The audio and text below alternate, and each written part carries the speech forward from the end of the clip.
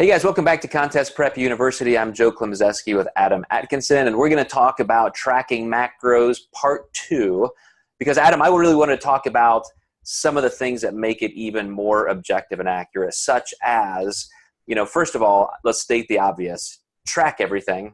If you're taking a little lick off of a spoon or you're eating that little bite of something and you think it doesn't matter, I did a little extra cardio today or something, just be as objective as you can and write it down, because you want to base all of your decision making and your understanding of your own body's ability to perform on reality. You don't want to have fuzzy math, so to speak. So I think the best way to be accurate once you're in that mindset, Adam, is to weigh things. The super fancy down to the 100th of a gram digital scales now, instead of just saying, well, let's measure a tablespoon like this or a half a cup like this, but physically weighing everything you possibly can, that gets you so much closer to the nth degree of accuracy, don't you think?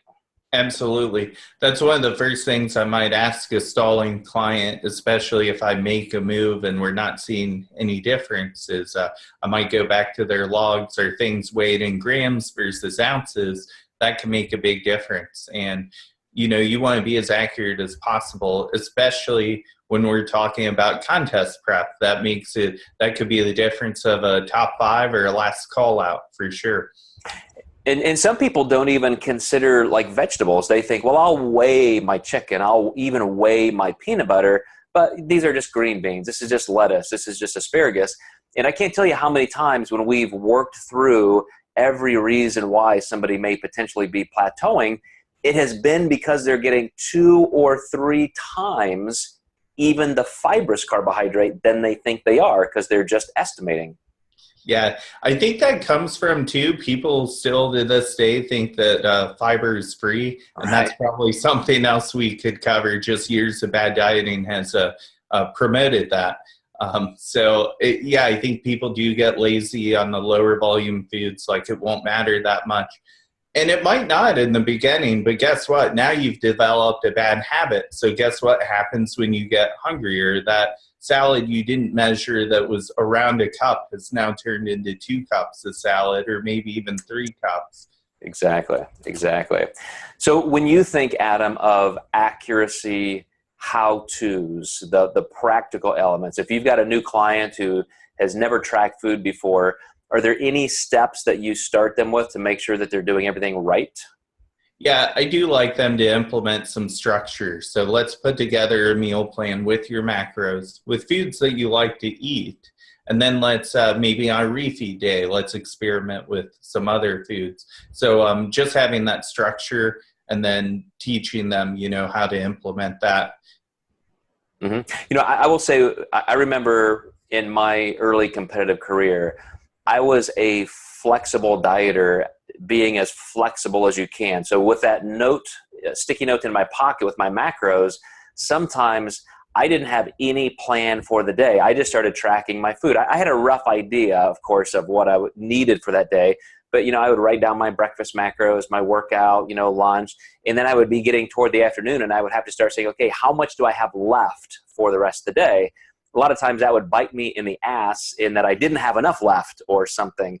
So I think as you're talking about structure, plan enough out, and then you can be as flexible as you need to be. But tracking macros certainly doesn't mean that you just wing it, as I did early in my career, and then learned more the value of structure. Mm-hmm. So, go ahead. Yeah, I think also too, people sometimes really overcomplicate things. Like if you don't want to weigh your fruit, just stop eating that type of fruit, and switch to something that's a little easier for you to prep. And not saying don't eat fruit at all, but sometimes bananas aren't always the same size, and it can be a little pain in the butt to cut a little piece off and save it for later. And some people hate doing that. So there's no real wrong way to do it. There's plenty of ways you can get fruit in your diet without, having, to cut a piece off of a banana. You can do raisins or something like that that might be a little easier to manage. So, don't feel like you have to eat what your favorite influencer is eating on Instagram. No, that's a really good point, because I do see people who are that serious about tracking. They'll cut off a certain amount of that, put it in a Ziploc, put it in the fridge. And, that's truly, though, how accurate you have to be. Or like I was doing, if it is a little bit more than you had intended, you just have to be accurate, track that, and then take something away from another meal. But, that's how we get the job done with macro tracking. And that's why it's so valuable in terms of getting results, because of that accuracy. So thank you, Adam. And hope that helps, guys. We're going to be back next time with some more how-to information in the series. So we'll catch you then.